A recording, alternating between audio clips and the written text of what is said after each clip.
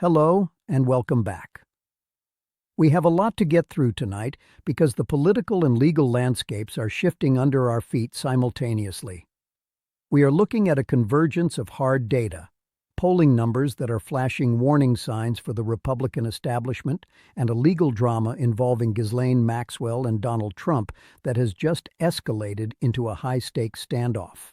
Let's start with the hard numbers, because to understand the political environment, we have to look at the motivation of the electorate.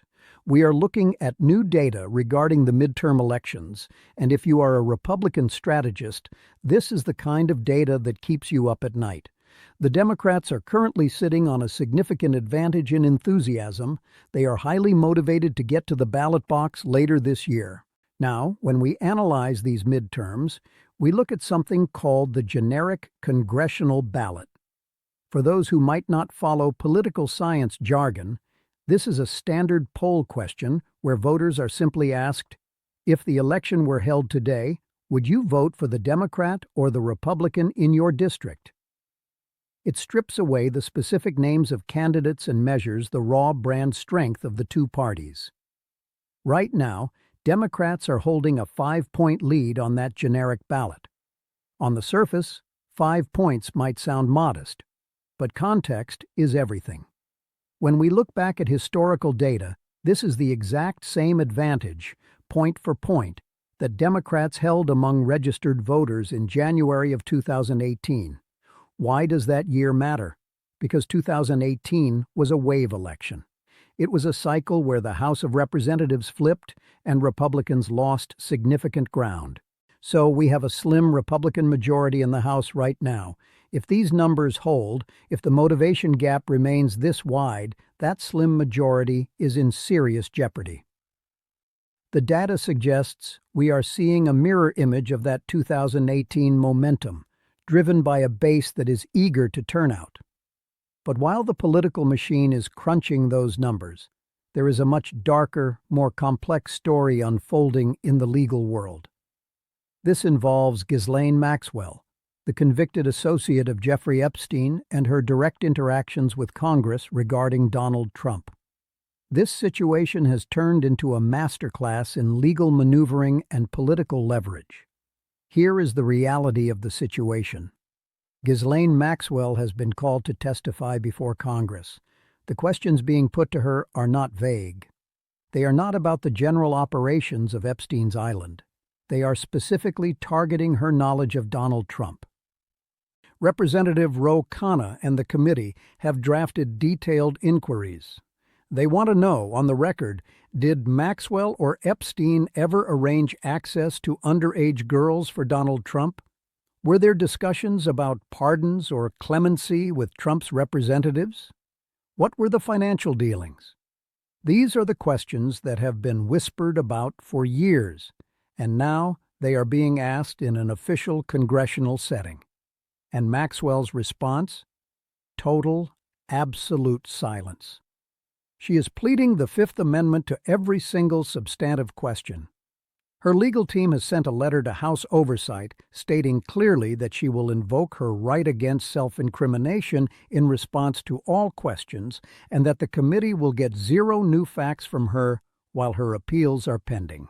Now we need to stop here and explain what pleading the Fifth actually means in this specific context, because it is often misunderstood. The Fifth Amendment is a constitutional protection that ensures you cannot be forced to be a witness against yourself in a criminal case. It is a shield against self-incrimination. However, in the court of public opinion, and specifically in this investigation, the invocation of the Fifth Amendment speaks volumes. You do not plead the Fifth because you have nothing to say. You plead the Fifth because the truth, the answers you would have to give, could legally endanger you. If Maxwell truly had no involvement, if she knew for a fact that Donald Trump never interacted with underage girls or never discussed a pardon, stating that on the record would not incriminate her, it would actually help her image. By refusing to answer, by choosing silence, she is signaling that the answers are dangerous. But dangerous for whom? This is where the strategy gets incredibly complex. Maxwell's lawyers are arguing that she cannot answer because she is currently appealing her sex trafficking conviction. They argue that any testimony she gives now could be used against her if she gets a retrial. Legally, that is a sound argument. It is a standard defense tactic.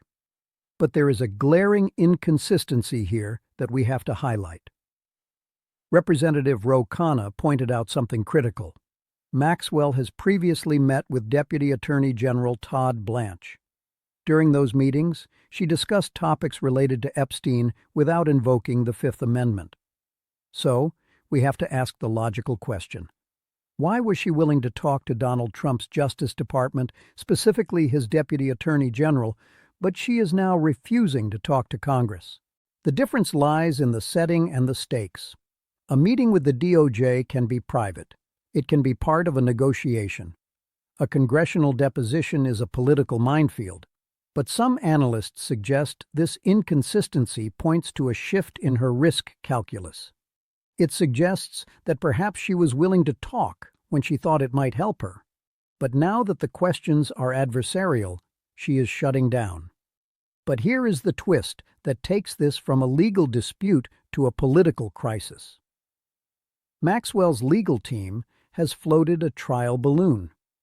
They have effectively suggested that if she were granted clemency, her willingness to testify would change instantly. They have indicated that if her sentence were commuted, she would be willing to testify openly, honestly, and publicly before Congress. Let's analyze what that actually means. This is a transaction. This is leverage. Ghislaine Maxwell is essentially saying, I have information. I know the truth about Epstein, about Trump, about the entire operation. Right now, I am keeping that truth locked away. But if you let me out of prison, if you grant me clemency, I will tell you everything. The only person on the planet with the power to grant that clemency is Donald Trump. This puts Donald Trump in an impossible bind. It is a classic catch-22. Let's walk through his options. Option 1. He grants her clemency. If he commutes her sentence or pardons her, he buys her testimony. But think about the optics. A president or a prominent political figure using his power to free a convicted sex trafficker who is offering to testify about him? It would look immediately like a payoff. It would look like a cover-up. The political backlash would be nuclear. It would be framed as corruption at the highest level. Option 2. He ignores her. He leaves her in prison to serve her 20-year sentence. This seems like the safer political play, but it carries a massive hidden risk. Right now, Maxwell is silent because she has hope. She has appeals pending. She has the possibility of a deal.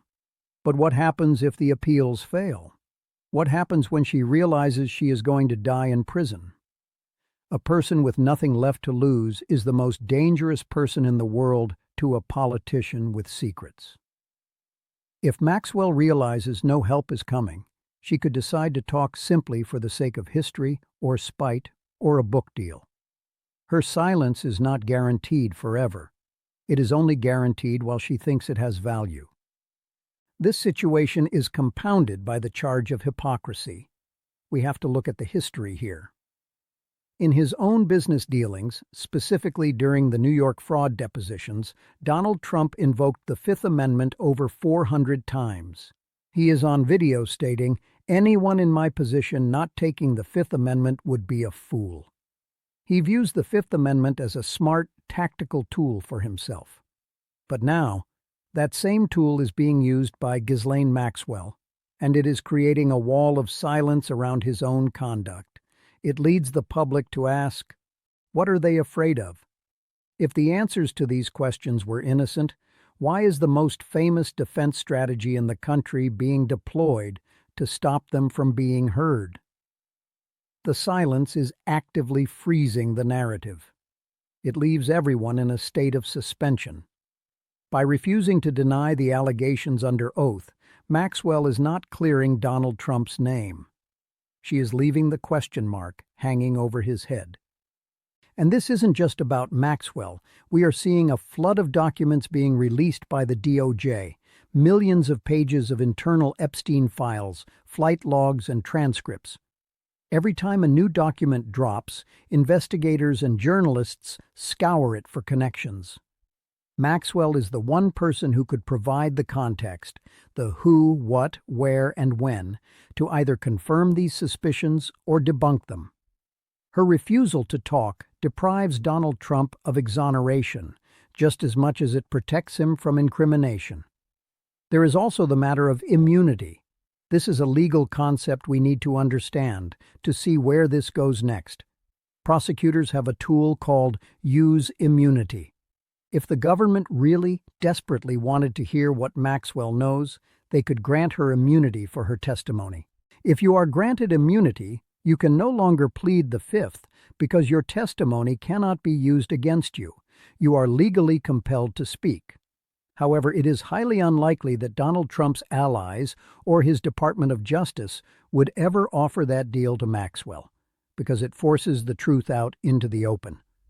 But other jurisdictions, state prosecutors, Congress, they might try. So, where does this leave us? Donald Trump is effectively waking up to a nightmare scenario. He has a former associate, convicted of heinous crimes, who is sitting in a federal cell. She is refusing to answer questions about him, which looks suspicious. She is hinting that she knows enough to trade her testimony for freedom, and she is waiting for him to make a move. It is a high-stakes game of chicken. If he blinks and helps her, he creates a political scandal. If he does nothing, he risks her eventually detonating the information she holds. For now, the strategy is delay. The strategy is silence. But as we saw with the polling numbers at the top of this broadcast, the political tides are turning. The electorate is motivated. The House majority is at risk. And in the background of all that campaigning and vote counting, this legal time bomb is ticking away. Maxwell's silence protects the status quo for today, but it guarantees nothing for tomorrow.